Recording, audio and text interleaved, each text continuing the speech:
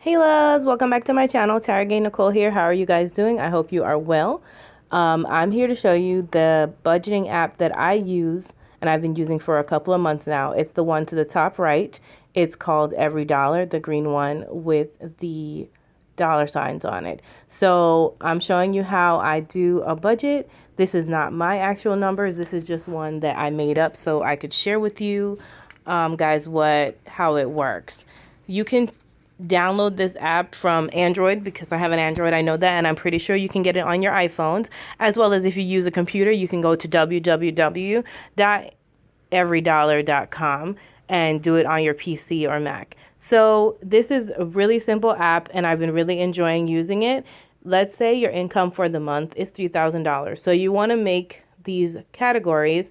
Now this Paycheck 1 is just something I named Paycheck 1. You can edit it by clicking that button up the top that looks like the pencil for edit, and you can call it anything you want. Let's say you worked at IEEE.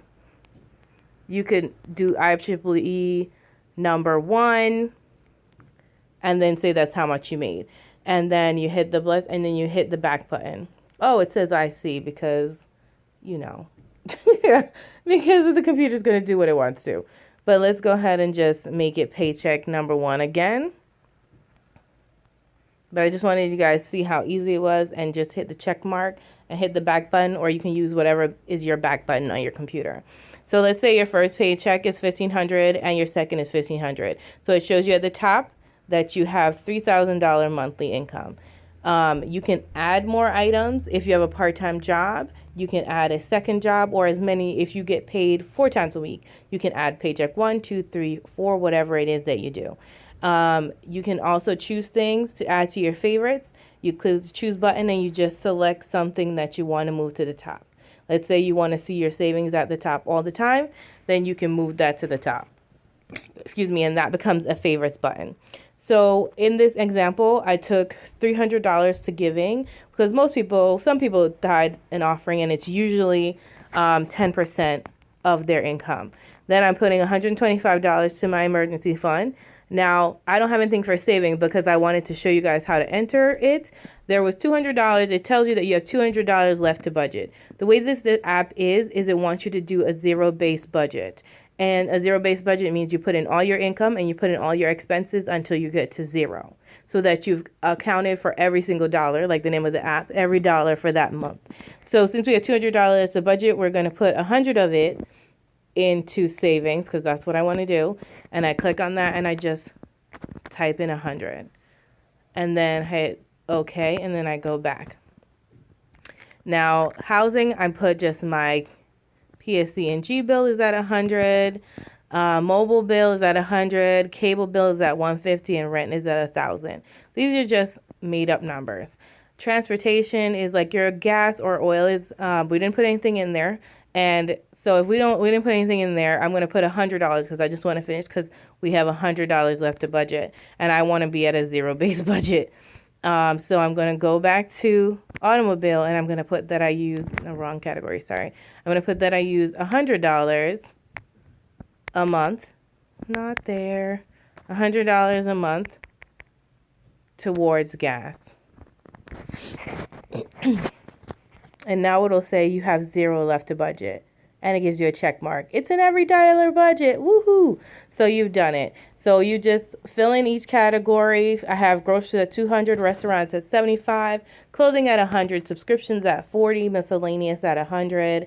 And there's a debt section where I'm saying that I have 2 credit cards. One I'm paying 50, one I'm paying 25, and I'm also paying $85 on my student loan. So this is an every dollar budget. It's really simple, but of course you have to put in your numbers and your categories. Do what works for you. Now, the reason you have this is so that you can track your spending, because there's 3 different sections. This is your plan section, which you're in right now.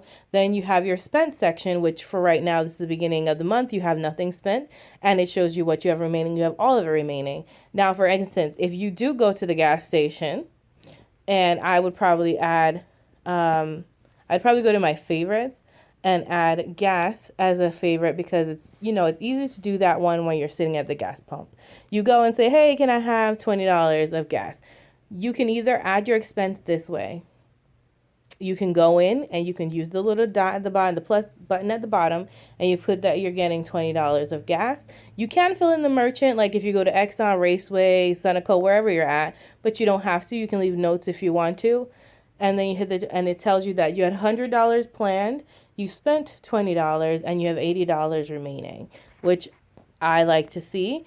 Now, it also shows you here, I'm sorry, that you can see there's a little green line there that shows it's starting to fill up. I don't know if you guys can see that right under auto gas and oil. It's a little green line that shows it starts to fill up. Now, if you can't search for it right there, you can either just use the plus sign at the bottom, and just put $20 there, and then it'll ask you to choose your budget that you want to put it in, and you would just scroll and look for auto gas, and then hit OK, and then hit OK again, and it would add that. And as you can see, it will show you that you've now spent $20 for the month. I don't know why I didn't do 40.